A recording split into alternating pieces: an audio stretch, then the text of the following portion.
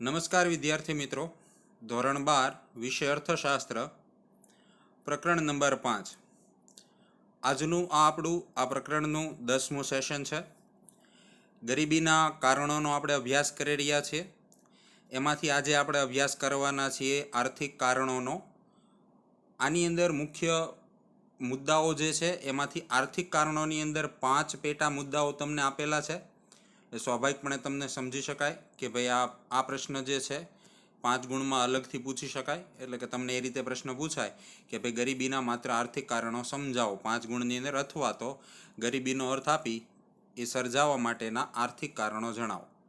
આ પ્રકારે આ પ્રશ્ન તમને પૂછી શકાય છે. તો આની અંદર મુખ્ય 5 મુદ્દાઓ છે. આજે આપણે હોમવર્ક કરવા માટે ખાસ અલગ પદ્ધતિ અપનાવવાની છે. જે ક્રમમાં હું તમને મુદ્દા લખવાનું કહું એ ક્રમમાં તમારે મુદ્દા લખવાના રહેશે. આરડાવળા લખેલા હશે તો નહીં ચલાવી લેવામાં આવે. ચલાવશું આપણે ક્રમમાં, પણ લખવાનો ક્રમ તમારો જે છે એ અલગ રહેશે, જે હું તમને આગળ વિડીયોમાં પછી કહીશ. શ્રમ દીઠ નીચી ખેત ઉત્પાદકતા આપણો પહેલો મુદ્દો છે આજનો.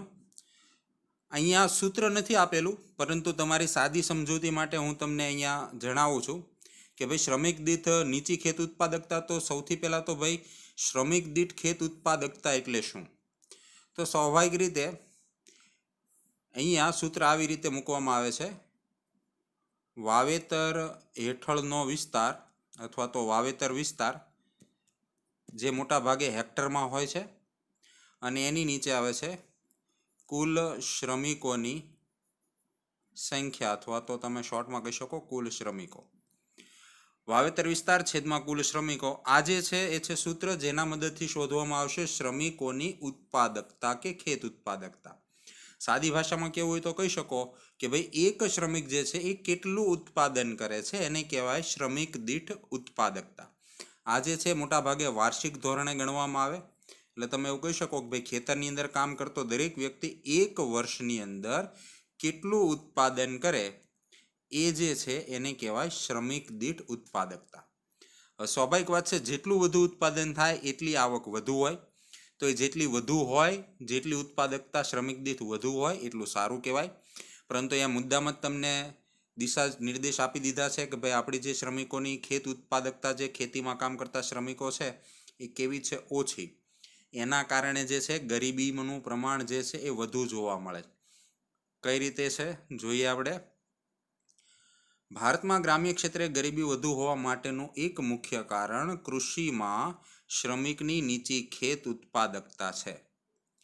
હવે પ્રશ્ન એ છે કે ભાઈ કેમ આપણે અહીંયા ખેડૂતોમાં જે છે એ ઓછી ક્ષમતા ઓછી હોવાનું કારણ શું?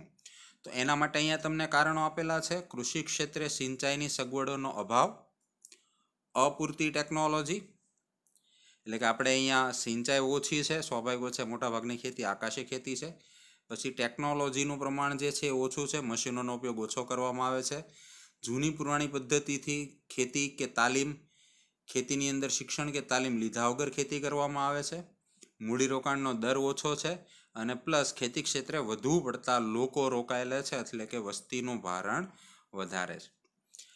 વગેરેના કારણે શ્રમિક દીઠ ખેત ઉત્પાદકતા જે છે એ નીચી રહે છે, અને આના કારણે ખેડૂતોની આવક ઓછી રહી. સ્વાભાવિક વાત છે, તો પોતાની પાયાની જરૂરિયાતો એ ન સંતોષી શકે. એવા સંજોગોમાં ગરીબીનું પ્રમાણ કેવું જોવા મળશે? ઊંચું જોવા મળશે. આ મુદ્દો જે છે તમારે સૌથી છેલ્લે લખવાનો છે, એટલે મુદ્દા નંબર 1 સૌથી છેલ્લે લખવાનો છે. ત્યાર પછી જોઈએ આપણે મુદ્દા નંબર 2, જમીન તથા સંપત્તિની અસમાન વહેંચણી.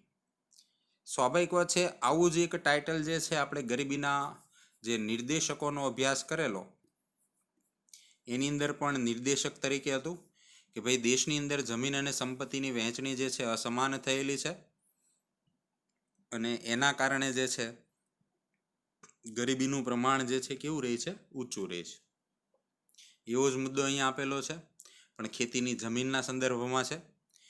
ખેતી માટે સ્વાભાવિક વાત છે જમીન બહુ મહત્વની છે, પરંતુ ભારતમાં અંગ્રેજોના શાસનકાળથી જમીનદારી પ્રથા, જેનો ડિટેલ અભ્યાસ મેં તમને અગાઉ કહ્યું એમ ચેપ્ટર નંબર 8 જે આપણું ખેતીનું પ્રકરણ છે એની અંદર આવશે. જમીનદારી પ્રથા જે છે મોટા ભાગે અંગ્રેજો દ્વારા ડેવલપ કરેલી એક એવી સિસ્ટમ હતી કે જેની અંદર અમુક વિસ્તારની અંદર જે સૌથી વધુ જમીન ધરાવનારો વ્યક્તિ હોય એને મહેસૂલ ઉઘરાવવાની જવાબદારી સોંપી દેવામાં આવે, અને જ્યારે ખેડૂતો મહેસૂલ ન ભરી શકે તો આ જે જમીનદાર તરીકે નિમાયેલો વ્યક્તિ હોય એમની જમીન જપ્ત કરી લેતો.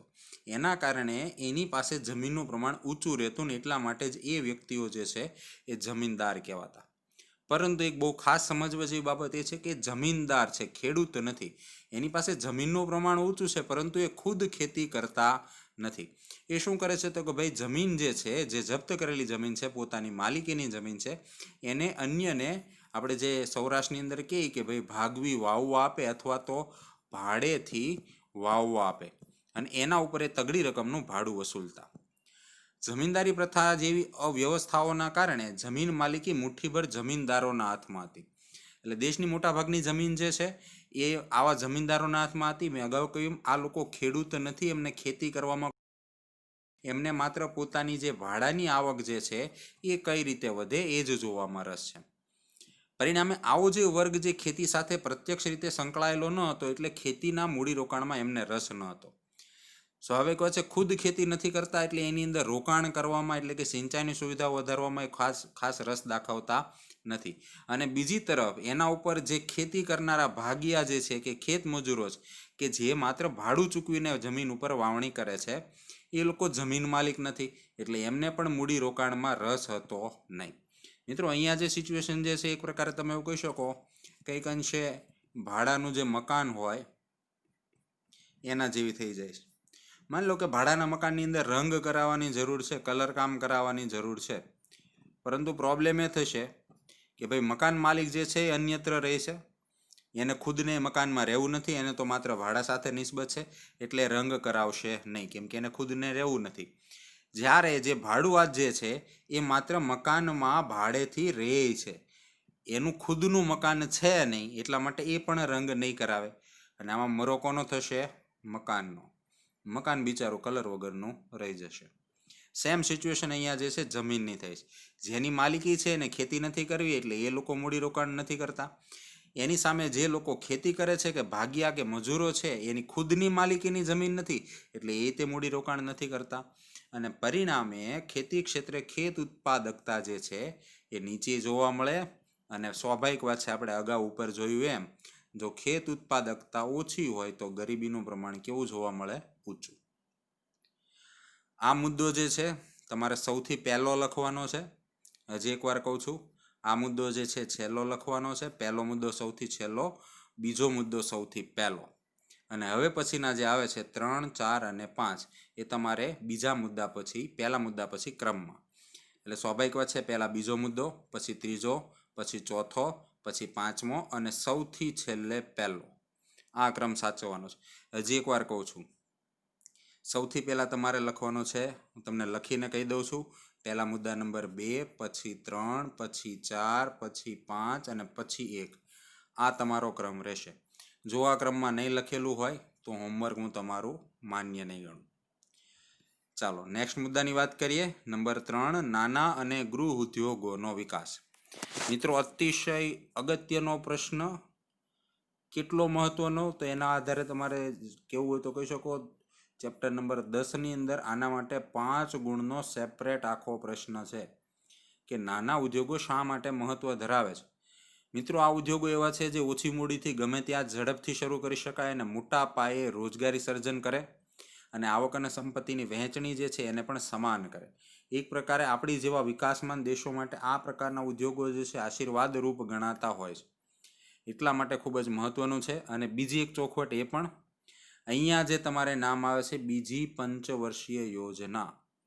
51 થી 56ની જે પહેલી પંચવર્ષીય યોજના હતી, ત્યાર પછી 56 પછીની જે બીજી પંચવર્ષીય યોજના જે છે એનો ઉલ્લેખ કરેલો છે. અને આ યોજના આપણા આર્થિક આયોજનમાં કાળમુખી યોજના કહેવાય છે.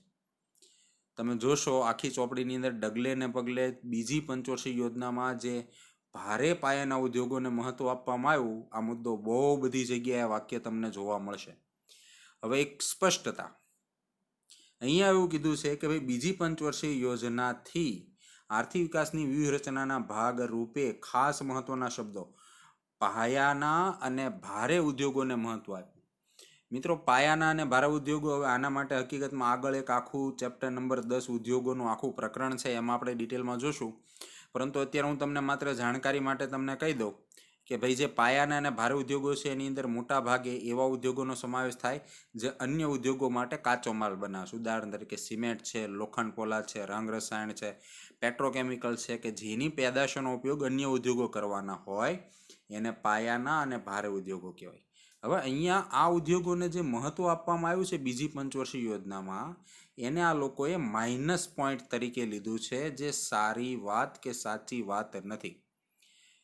ચોપડીમાં જે લખ્યું એ, પરંતુ સામાન્ય રીતે લોજિક એવું આપવામાં આવે છે કે જ્યાં સુધી આ પાયાના ભારે ઉદ્યોગોનો વિકાસ ન થાય ત્યાં સુધી અન્ય ઉદ્યોગોનો વિકાસ ન થાય. હવે અહીંયા એવું કીધું છે કે ભાઈ, આ ઉદ્યોગોનો વિકાસ કરવામાં આવ્યો, પરંતુ ગ્રામ્ય ક્ષેત્રે નાના ઉદ્યોગો અને ગૃહ ઉદ્યોગો કે જેનો મેઇન ફાયદો જે છે રોજગારીના ઉત્પાદન કે આવકમાં મોટો ફાળો છે, એની અવગણના થઈ. હવે હકીકતમાં અહીંયા છે ને, ભારે ઉદ્યોગોને મહત્વમાં આપવામાં આવ્યું એ ખોટું નથી, એ તો આપવું જોઈતું હતું. પ્રોબ્લેમ જે છે એ છે આ કે ભાઈ, નાના ઉદ્યોગો તરફ પણ ધ્યાન આપવું જોઈતું હતું, જે સરકારે આપ્યું નથી, તેની અવગણના થઈ.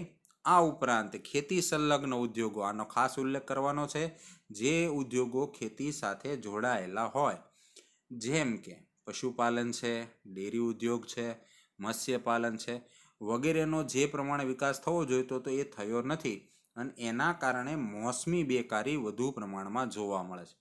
હવે આની પછીનું જે પ્રકરણ છે બેરોજગારી, એની અંદર મોસમી બેકારીનો એક આખો 2 ગુણનો અલગથી મુદ્દો પૂછી શકાય એવો ટોપિક છે. અમુક મોસમમાં કામ મળે ને બાકીનો સમય બેરોજગાર બેસી રહેવું પડતું હોય તો એને કહેવાય મોસમી બેકારી. અને આપણને ખબર જ છે કે ખેતી ક્ષેત્રે ઉનાળામાં કોઈ કામ હોતું નથી, એટલે ત્યાં મોસમી બેકારી વધુ હોય, અને એના કારણે ગરીબીનું પ્રમાણ જે છે એ ઊંચું રહ્યું છે. મુદ્દા નંબર 4, ઝડપથી વધતા ભાવો. સ્વાભાવિક વાત છે કે જીવન ધોરણ ટકાવી રાખવા માટે ખાસ પ્રકારે ખર્ચ કરવો પડતો હોય, પરંતુ એ વસ્તુના ભાવ, જે જીવન જરૂરી વસ્તુઓ છે એના ભાવ બહુ ઊંચા હોય, તો સ્વાભાવિક વાત છે ગરીબ વ્યક્તિઓ જે છે એને ખરીદી શકતા નથી. એના કારણે પાયાની જરૂરિયાતો સંતોષાતી ન હોવાના કારણે એનું જીવન ધોરણ નીચું અને ગરીબીનું પ્રમાણ કેવું રહે છે? ઊંચું રહે છે. તો સ્વાભાવિક વાત છે વધતા ભાવો ગરીબીને ગંભીર રીતે અસર કરે છે. કયા કયા કારણો છે ભાવ વધારા માટે? તો ઓલરેડી આપણે ફુગાવો નામનો એક વિભાગ, એક ટોપિક ચેપ્ટર નંબર 3માં ભણી ગયા છીએ. ત્યાં પણ આપણે ઉલ્લેખ કરેલો હતો ફુગાવા સર્જાવાના કારણોમાં. તો એમાં છે યુદ્ધ હોય, દુષ્કાળ છે, નીચું રાષ્ટ્રીય ઉત્પાદન છે, ઝડપથી વધતી માંગ, કે પછી પ્રોડક્શન ખર્ચમાં થતો વધારો વગેરેના કારણે ઉત્પાદન તેમજ સેવાઓ અને ખાદ્ય ચીજોના ભાવોમાં વધારો થાય. હવે આ વધારો જે છે એ જો અનહદ હોય, ચેપ્ટર નંબર 3માં આપણે અભ્યાસ કર્યો હતો, મેં તમને એવું કીધું હતું કે ભાઈ 2, 3 કે 4% આજુબાજુનો ફુગાવો જે છે એ યોગ્ય ગણાય. મોટા ભાગે તો 2%નો દર જે છે શ્રેષ્ઠ ગણવામાં આવ્યો છે. એનાથી વધુ ફુગાવો હોય તો એ થોડોક હાઈ કહી શકાય. અને એના કારણે જે ઓછી આવકવાળો વર્ગ જે છે એની ખરીદ શક્તિ ઘટે. ભાવો વધે પણ સામે આવક ન વધે, તો એવા સંજોગોમાં એ જે ખરીદી શકે એવી વસ્તુઓ જે છે એનું પ્રમાણ ઘટે, એટલે કે ખરીદ શક્તિ ઘટે, જેના કારણે એનું જીવન ધોરણ કે જીવન સ્તર જે છે નીચું આવે અને ગરીબી વધે. બીજી તરફ વધતા ભાવો જે હોય એના કારણે જે ઉત્પાદકો કે વેપારીઓ છે, ઉદ્યોગપતિઓ છે, મોટા ખેડૂતો છે, એને ફાયદો થાય, એટલે એ લોકોની આવક જે છે ધડાધડ વધે. એક બાજુ ગરીબ વર્ગ મોંઘી વસ્તુ ખરીદી ન શકતા, એની આવક ઘટતી હોય કે ગરીબી જે છે એ વધતી હોય. એની સામે ધનિકો જે છે એને ખૂબ ફાયદો થવાના કારણે એની આવક વધતી હોય. એટલે તમે એવું કહી શકો કે ગરીબ વધારે ગરીબ થતો જતો હોય, ધનિક વધારે ધનિક થતો જતો હોય, અને એનું પરિણામ છેલ્લી લાઈનમાં આપ્યું છે તમને, આવકની અસમાનતામાં શું થાય? વધારો થાય. નેક્સ્ટ જોઈએ આપણે છેલ્લો મુદ્દો આજનો ટોપિક. તમને ક્રમ મેં ઓલરેડી અગાઉ વચ્ચે કહી દીધો છે, કયા ક્રમમાં લખવાનું છે એ જ ક્રમ યાદ રાખશો. છેલ્લો મુદ્દો, અને મેં તમને અગાઉ કહ્યું હતું એમ, મારી દ્રષ્ટિએ ગરીબી સર્જાવામાં સૌથી મુખ્ય કારણ જે છે એ છે બેરોજગારી. જ્યારે વ્યક્તિને પૂરતી રોજગારી નથી મળતી ત્યારે જ ગરીબીનું પ્રમાણ આપણને ઊંચું જોવા મળે છે. તો ભારતમાં મોટાભાગની વસ્તી ગામડામાં ખેતી ક્ષેત્ર ઉપર નભે છે. તમને અગાઉ કહ્યું તો આ વાક્ય વારંવાર આવશે. આંકડા નથી આપ્યા જો કે અહીંયા, પરંતુ મોટાભાગની વસ્તી જે છે ખેતી કરે છે અને એ પાછી વરસાદી ખેતી છે. વરસાદી ખેતી વિશે તમે અગાઉ સામાજિક વિજ્ઞાનમાં ભણી ગયા છો. વરસાદી ખેતીનો મતલબ એવો થાય છે કે વરસાદના આધારે જે ખેતી થાય એ આકાશી ખેતી કે વરસાદી ખેતી કહેવાય. એમાં સિંચાઈની કોઈ સુવિધા હોતી નથી, એટલે વર્ષમાં એક કે બે જ પાક લેવાય છે. અહીંયા બે લખ્યું છે, પરંતુ મોટા ભાગે એક જ પાક લઈ શકાતો હોય છે. આથી ખેતી ક્ષેત્રે મોટા પ્રમાણમાં મોસમી બેકારી જોવા મળે. મોસમી બેકારી પાછું આવ્યું અને આગળ વારંવાર આવતું રહેશે. ઝડપથી વધતી વસ્તી અને સંયુક્ત કુટુંબ પ્રથાના કારણે ખેતી ક્ષેત્ર ઉપર વસ્તીનું ભારણ વધે, એના કારણે પ્રચ્છન્ન બેકારી પણ વધે. આ બેકારીનો બીજો પ્રકાર આવ્યો. આની પછીના પ્રકારની અંદર બેકારીના પ્રકારોનો એક આખો 5 ગુણનો પ્રશ્ન છે અને દરેક બેકારી 2 કે 3 ગુણનો અલગ મુદ્દો છે. પ્રચ્છન્ન બેકારી સાદી ભાષામાં તમને અત્યારે કહું તો વ્યક્તિ દેખી રીતે કામ કરતો જણાય, પગાર પણ મળતો હોય, પરંતુ એના હોવા ન હોવાથી ઉત્પાદનમાં કોઈ ફરક ન પડતો હોય, તો એ વ્યક્તિ જે છે એ પ્રચ્છન્ન બેરોજગાર કહી શકાય. આપણા ગામડાઓની અંદર જેને પાસે એજ્યુકેશન નથી, કોઈ આવડત નથી, એવા જે નવરા યુવાનો બેઠા હોય, બધાને મોટા ભાગે ખેતર, ઓલું કહે ને કે હાલો વાડી ભેગા થાવ, ખેતરે કામ કરવા મોકલી દેવામાં આવે છે, જ્યાં હકીકતમાં એટલા શ્રમિકોની જરૂર હોતી નથી. ધ્યાનથી સમજો. વધારે પડતા શ્રમિકો હોય અને આવા જે વધુ પડતા શ્રમિકો જે છે એના હોવા કે ન હોવાથી કોઈ ફરક ન પડતો હોય, તો એને પ્રચ્છન્ન બેકારી કહેવાય. કેમ છે તો કે ભાઈ ગામડામાં ખેતી ક્ષેત્રે પૂરક ઉદ્યોગોનો વિકાસ નથી થયો, એટલા મોટાભાગના લોકો જે છે એ ખેતી ઉપર જ આધાર રાખે છે. ઉપરથી નિરક્ષરતા છે, શ્રમની ગતિશીલતા ઓછી છે. આ મુદ્દો આપણે આગળ એક પ્રકરણની અંદર ભણશું. શ્રમની ગતિશીલતા ચેપ્ટર નંબર 6માં જ આવશે તમારે. વ્યક્તિ અન્યત્ર કામ કરવા જવા તૈયાર નથી, કુટુંબ સાથે રહીને જ કામ કરવા માગે છે, વગેરેના કારણે બેરોજગારીનું પ્રમાણ જે છે ઘણું ઊંચું જોવા મળે અને એ જે છે એ ગરીબીનું કારણ બને છે. આજના સેશનમાં આટલું જ. હોમવર્ક વચ્ચે મેં ઓલરેડી તમને કહી દીધું છે. આભાર. Thank you.